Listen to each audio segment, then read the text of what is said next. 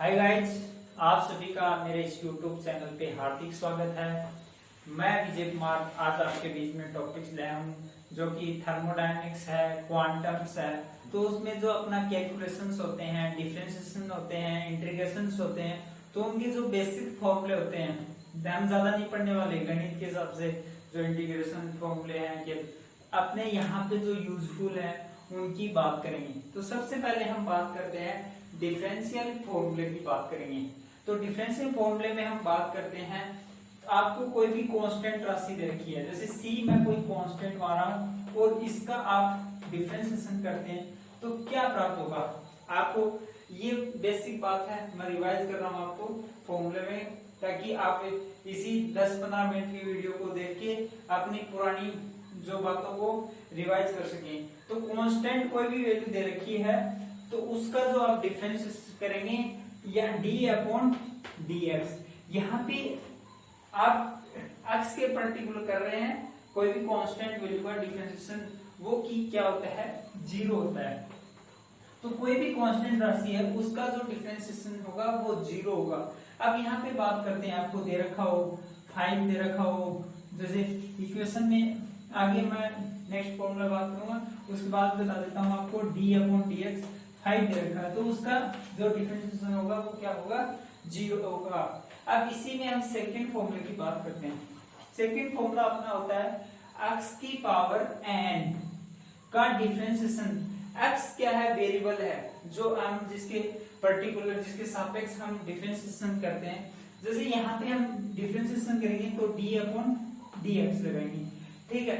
लगाने के बाद में इसका जो डिफरेंशिएशन फॉर्मूला होता है वो होता है n x की पावर n-1। क्या होता है, n x की पावर n-1। अब यहाँ पे जैसे n का मतलब होता है जो अपना x होता है वेरिएबल, उसकी पावर क्या होती है, पावर x। तो यहाँ पे n का मान 1 2 3 4 5 6 कुछ भी हो सकता है। अब यहाँ पे n का मान 0 करते ही उसका मान 1 होता है और वो कांस्टेंट हो गया। तो यहाँ पे n का मान 1 हो सकता है, 2 हो सकता है, 3 हो सकता है, 4 हो सकता है। तो ये हम पर्टिकुलरली यूज करेंगे। जैसे एग्जांपल के तौर पे देखा जाए, आपको एग्जांपल मैं बता देता हूँ आपको। जैसे आपको 3x की क्यूब का डिफरेंशिएशन करना है, कई जगह काम आएगा। अभी ये पर्टिकुलर फॉर्मूले हैं जो अपने थर्मोडायनेमिक्स है और क्वांटम है वहां पे काम आते हैं। तो यहाँ पे 3x का डिफरेंशिएशन करेंगे तो d/dx 3x की क्यूब। अब फ्रेंड्स मैं बता देता हूँ, यहाँ पे c है वो अपना थर्ड है वो c है और वो उसके साथ में वेरिएबल से मल्टीप्लाई है। तो यहाँ जल्दी में इसका 0 मत कर देना। तो आप क्या करना है, 3 को तो बाहर ले लेना और d/dx x की पावर 3 लिख देना। अब यहाँ पे क्या करना है, x की पावर 3 का आपको डिफरेंशिएशन करना है। तो डिफरेंशिएशन करते टाइम आप क्या करेंगे, यहाँ पे ये फॉर्मूला यूज करेंगे, ठीक है। मैं नेक्स्ट फॉर्मूला बताऊंगा जिसमें c लगा होगा, वो ये अपना यहाँ पे आप d/dx थर्ड फॉर्मूले की बात करें वो cx की पावर n, तो वो फॉर्मूला होता है अपना cx की n x की पावर n-1। कहने मतलब जो कांस्टेंट दे रखा है वो बाहर निकाल लेंगे, ठीक है। क्या करेंगे, कांस्टेंट को बाहर निकाल लेंगे। अब यहाँ हम बात करें अपना इस जो एग्जांपल्स को हम सोल्व कर रहे हैं, ठीक है। एग्जांपल्स को सोल्व कर रहे हैं अपना 3dx की क्यूब अपॉन dx। अब 3 कांस्टेंट इसको मैंने बाहर ले लिया, x की क्यूब का मैंने फॉर्मूला लगाया, जो अपना x की पावर n का डिफरेंशिएशन होता है वो क्या होता है x की पावर n-1। तो यहाँ पे n का मान 3, तो यहाँ पे अपना दोबारा से यहाँ पे क्या जाएगा 3 × 3 x की पावर 3-1, तो क्या हो जाएगा अपना 9x की पावर 2। तो 9x² यहाँ पे अपना क्या आ जाएगा, डिफरेंशिएशन आ जाएगा यहाँ पे किसका, 3x² का। तो इस हिसाब से आप क्या कर सकते हैं, डिफरेंशिएशन कर सकते हैं। नेक्स्ट हम बात करते हैं, कोई भी आपके पास दो फंक्शंस दे रखे हैं uv या f(x)(gx), ठीक है। आपके पास दो फंक्शंस हैं, एक दे रखा आपको f(x), एक दे रखा gx। या कई जगह आप इस फॉर्मूले को प्लग करते हैं, वहां पे u भी दे रखा होता है, ठीक है, और इसका आप डिफरेंशिएशन करते हैं d अपॉन dx। तो इस टाइम में आप जो यूज करते हैं, जो अपना फॉर्मूला होता है वो होता है, पहले को आप क्या करें, कांस्टेंट रखें और सेकंड का आप डिफरेंशिएशन कर दें, ठीक है। फिर क्या करें, अपना सेकंड को कांस्टेंट रखें और फर्स्ट का डिफरेंशिएशन करें, ठीक है। अब कई लोगों को डाउट आ रहा हो कि पहले का, कोई बात नहीं, कोई भी कर सकते हैं, पहले सेकंड को कांस्टेंट रख सकते हैं, फर्स्ट का कर सकते हैं, फर्स्ट को सेम बात। अब यहाँ पे ये भी यूज होता है फॉर्मूले में, u dv upon dx plus v du upon dx। ये अपना फॉर्मूला नंबर 4 हुआ। अब फिफ्थ की बात करते हैं, जिसमें हमने e की पावर x होता है उसका डिफरेंशिएशन करते हैं, e की पावर x का, ठीक है। अब यहाँ पे e की पावर 2x भी होता है, e की पावर x भी होता है, तो उसकी बात करें, पहले मैं बता देता हूँ, e की पावर x का जो डिफरेंशिएशन है वो क्या होता है। तो e की पावर x का जो डिफरेंशिएशन होता है वो e की पावर x होता है, और x का जो डिफरेंशिएशन करते हैं वो 1 होता है, ठीक है। पहले क्या करना है, e की पावर x का करना है, तो e की पावर x होता है, और फिर x का जो डिफरेंशिएशन होता है वो 1 होता है। क्यों होता है, देखो f का डिफरेंशिएशन करेंगे तो यहाँ पे पावर 1 आ गई, तो अपना फॉर्मूला लगाएंगे n x की पावर n माइनस 1 वाला, तो यहाँ पे अपना 1 आ जाएगा, यहाँ पे 1 माइनस 1, और किसी की पावर 0 हो उसका मतलब 1 होता है, कितना होता है, 1 होता है, किसी की पावर 0 होता है उसका मतलब मीन्स 1, तो अपना मान कितना फाइंड आउट हो जाता है, 1 प्राप्त हो जाता है।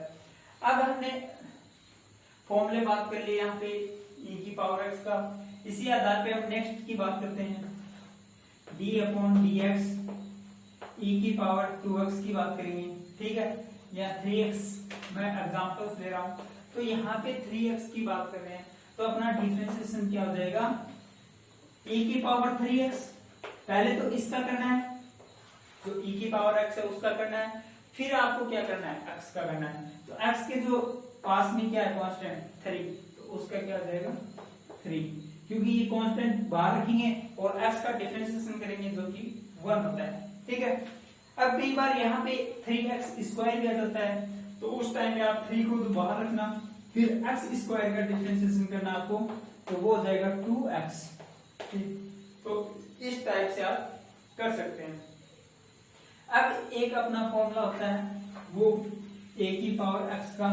आज मैं थोड़ा बेसिक बातें बताऊंगा थर्मोडायनेमिक्स की और क्वांटम की, जो अपना फॉर्मूले है वो ज्यादातर काम में आने वाले हैं, ज्यादातर स्टूडेंट्स के प्रॉब्लम होती है फॉर्मूले में, इंटीग्रेशन और डिफरेंशिएशन की, तो आज अपनी क्लास में यही होने वाले हैं, ठीक है।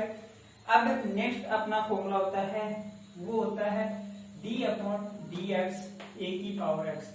तो इसका जो डिफरेंशिएशन है वो होता है a की पावर x ln x, ठीक है। क्या होता है, सॉरी ln a, क्या होता है ln a।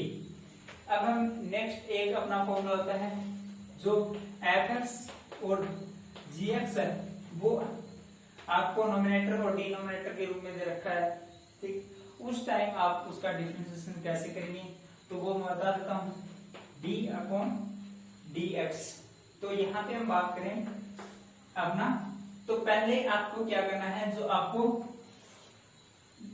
डिनोमिनेटर दे रखा है, हर दे रखा है, उसका स्क्वायर करना है, फिर आपको क्या करना है, इस वाले को आपको क्या करना है, स्क्वायर करना है, फिर यहाँ पे क्या करना है, पहले को कांस्टेंट रखना है fx, और सेकेंड का क्या कर देना है, डिफरेंशिएशन, फिर क्या करना है, माइनस सेकेंड को कांस्टेंट और फर्स्ट का डिफरेंशिएशन कर देते हैं, ठीक है।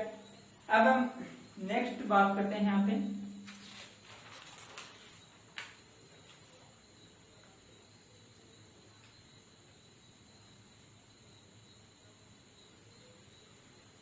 ये इसमें पहले इसका होगा, एक मिनट, अपना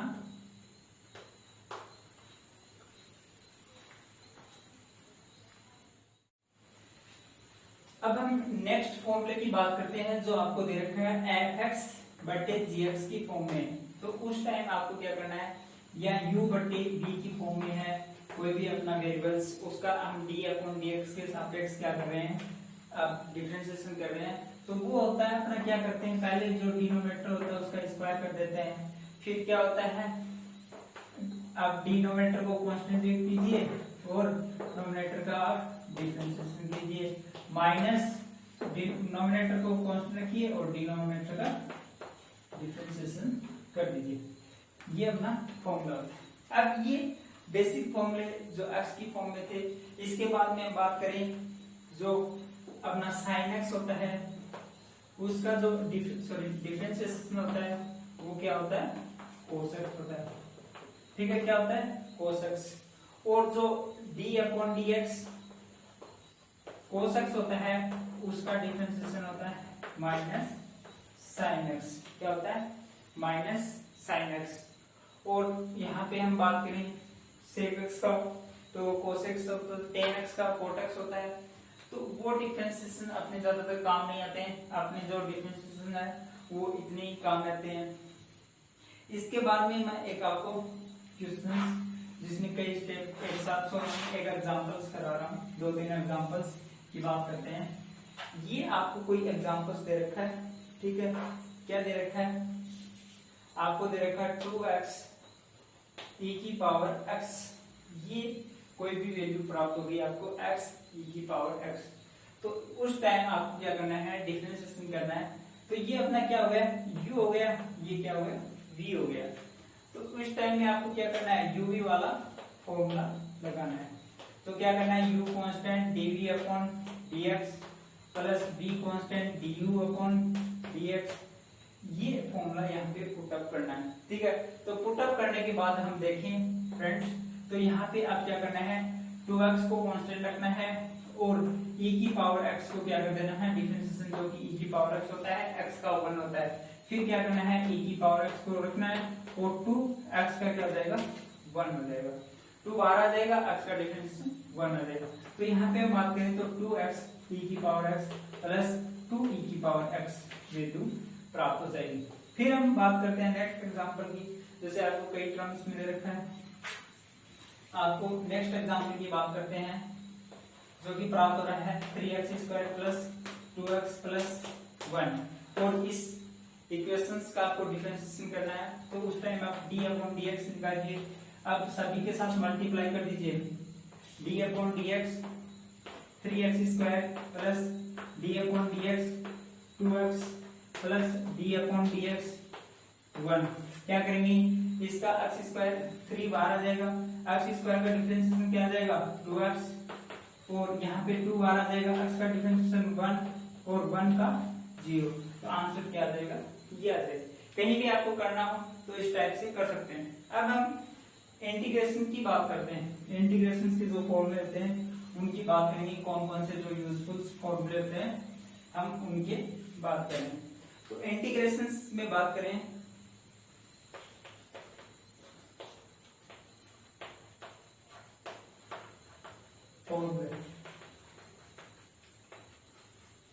इंटीग्रेशन फॉर्मूले की बात करें यहाँ पे, तो अपना क्या हो रहा है, सबसे पहले हम बात करते हैं जो x की पावर n या कांस्टेंट दे रखा है। सबसे पहले हम कांस्टेंट से चलते हैं। कांस्टेंट का जो आपको इंटीग्रेशन करना है तो क्या आ जाएगा, ये वाला कांस्टेंट तो कांस्टेंट रहेगा और इसका डिफरेंशिएशन इंटीग्रेशन x हो जाएगा। तो कोई भी कांस्टेंट वैल्यू दे रखी है उसका इंटीग्रेशन क्या होता है, उससे x से मल्टीप्लाई हो जाता है। जैसे एग्जांपल के तौर पे हम बात करें, आपको 5 का इंटीग्रेशन करना है तो क्या हो जाएगा, 5x, y के पैरेलल कर रहे हैं, dy लिख रहे हैं तो y आ जाएगा। अब हम बात करते हैं नेक्स्ट x की पावर n का।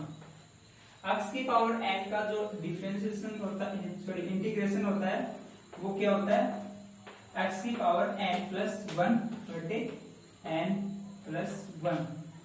ये अपना फॉर्मूला होता है जो ज्यादातर काम में आता है, x की पावर n प्लस 1 बटे n प्लस 1।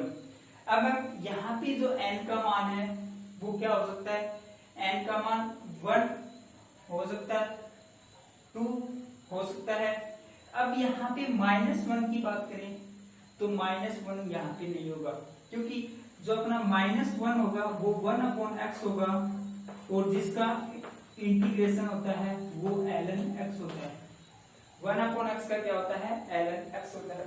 तो यहाँ पे जो n का मान है वो नॉट इक्वल टू 1 होता है, -1 होता है, ठीक है, नॉट इक्वल टू -1, क्योंकि 1/x का जो डिफरेंस इंटीग्रेशन करते हैं वो ln x होता है, ठीक। और जो अब एक डिफरेंशिएशन मिलता है जिसका ln x का जो डिफरेंशिएशन करते हैं वो क्या होता है, 1/x होता है। अब यहाँ पे हम बात करें, आपको दे रखा है 2 की पावर माइनस ये दे रखा 1 जो सेकेंड ऑर्डर फर्स्ट ऑर्डर, वहां पे भी आप ये फॉर्मूले काम रहते हैं। तो first order second order kinetics में तो ये वैल्यू दे रखी है 1/x², जिसका आपको क्या करना है, इंटीग्रेशन करना है। तो सबसे पहले इंटीग्रेशन का साइन लगाइए और dx लिखिए। अब यहाँ पे आपको इंटीग्रेशन करना है तो ये ऊपर जाएगी पावर, अपना फॉर्मूला तो आपने ये पढ़ा ना x की पावर n का, तो क्या करेंगे इस पावर को ऊपर ले जाएंगे, तो क्या हो जाएगा x की पावर -2 dx, क्या हो जाएगा -2 dx। अब यहाँ पे अपना फॉर्मूला ये वाला पुट कर देंगे, तो ये फॉर्मूला क्या होता है, x की पावर n+1 बटे n+1, ये होता है ना, तो क्या हो जाएगा x की पावर -2 + 1 बटे -2 + 1। तो बात करें यहाँ पे क्या आ जाएगा, x की पावर -1 और नीचे क्या आ जाएगा -1, कहने का मतलब -1/x वैल्यू फाइंड आउट हो जाएगी। इसी आधार पे आप कई टाइप्स के एग्जांपल्स कर सकते हैं, हम ज्यादा डिस्कस नहीं करेंगे। एक एग्जांपल्स और बता देता हूँ आपको, जैसे ये तो मैंने नेगेटिव वैल्यू का बताया, इसी आधार पे आपको पॉजिटिव वैल्यू की बात करते हैं।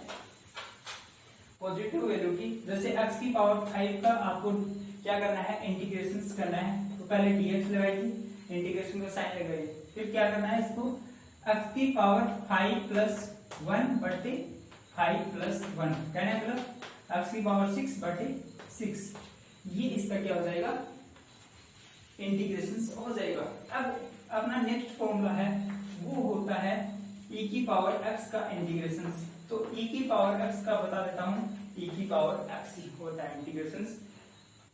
अब जो अपना sin x होता है उसका जो इंटीग्रेशन होता है वो माइनस का cos x होता है, और cos x का जो इंटीग्रेशन होता है वो क्या होता है, sin x होता है।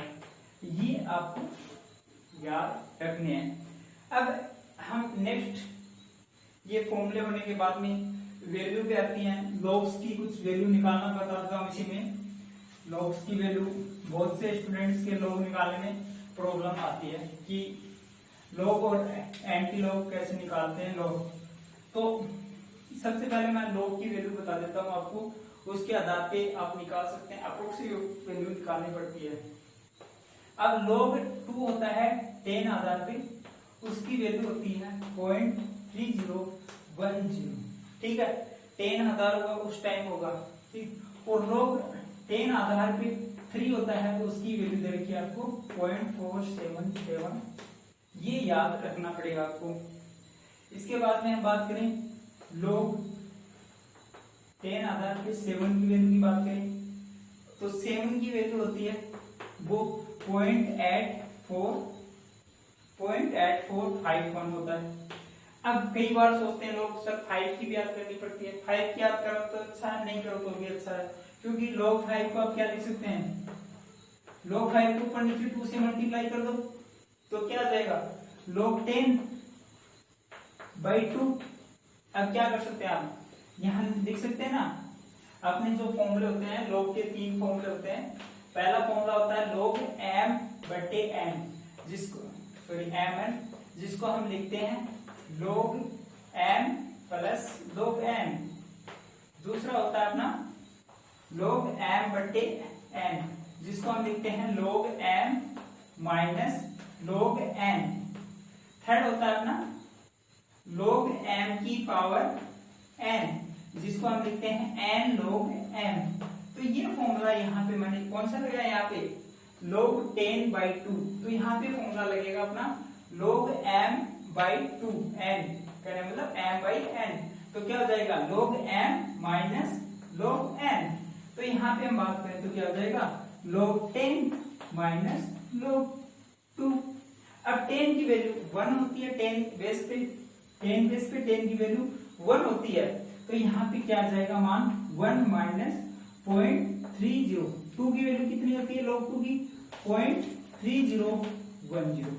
तो यहाँ पे माइनस कर देंगे अपना, तो आंसर आ जाएगा 0.6990। ये वैल्यू आपको प्राप्त हो जाएगा। तो ये तो मैंने क्या सिखाया, यहाँ पे log लेना सिखाया। अब हम एंटी log की बात करते हैं। आप अप्रोक्सीमेट आंसर निकाल लीजिए, किसी का निकाल लीजिए, जो वैल्यू याद है उनकी अप्रोक्सीमेट।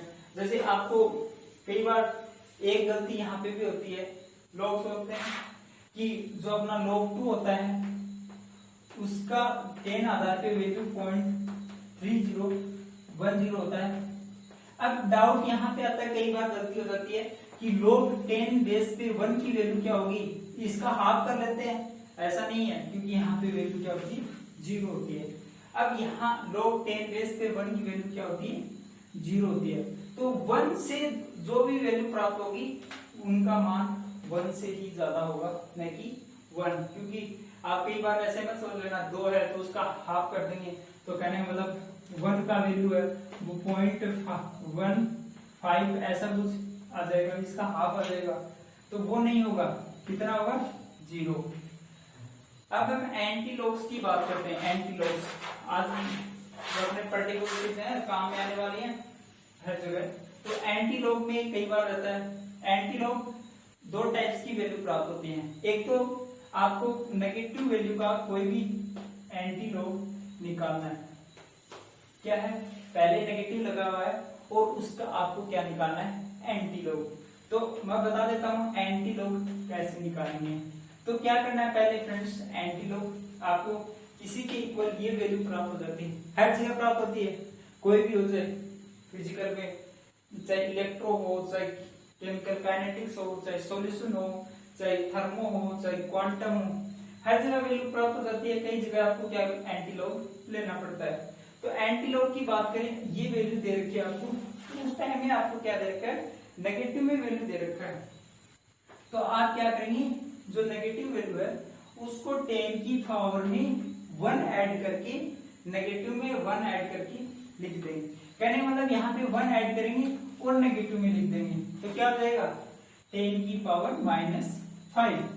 अब आगे क्या करना है आपको, जो पॉइंट से आगे की वैल्यू है, अपना पॉइंट से जो आगे का वैल्यू है उसको क्या करना है 1 में से घटाना है। क्या करना है 1 माइनस में माइनस करना है। यहाँ पे जो अपना 30 है इसको 1 में से माइनस करना है। ये मैंने माइनस कर दिया। क्या करना है माइनस करना 1 में से। अब आपको फ्रेंड्स देखना कि जो पॉइंट अपना 0.6990 वैल्यू होता है वो कितने का वैल्यू होता है। तो ये 5 का होता है, हमें पता है, तो यहाँ पे क्या आ जाएगा 5। अब कई बार ऐसा होता है यहाँ पे आपको 0.70 ऐसा प्राप्त हो जाए, तो आप क्या करेंगे, अपना जो वैल्यू है वो 5.2 के करीबन 5.2 और 10 की पावर माइनस अप्रोक्सीमेट आंसर जो आपको ऑप्शंस में मिल रहे हैं उसके हिसाब से कर सकते हैं। अब ये तो मैंने क्या नेगेटिव में, कुछ और भी एग्जांपल्स देखना चाहूँ तो आप देख सकते हैं। जैसे 1 पॉइंट को दे रखा है 0.6900 ये दे रखा है, तो आप क्या करेंगे 10 की पावर -2 लिखेंगे, इसको 1 में से घटाएंगे तो 0.3010, तो ये कितने का वैल्यू होता है 2 का। तो इस हिसाब से आप एंटी लॉग्स निकाल सकते हैं। नेक्स्ट हम बात करें पॉजिटिव वैल्यू की, इसकी बात करते हैं पॉजिटिव वैल्यूज की। तो पॉजिटिव वैल्यू की बात करते हैं, जैसे आपको दे रखा है 4.6909 ये वैल्यू दे रखी है।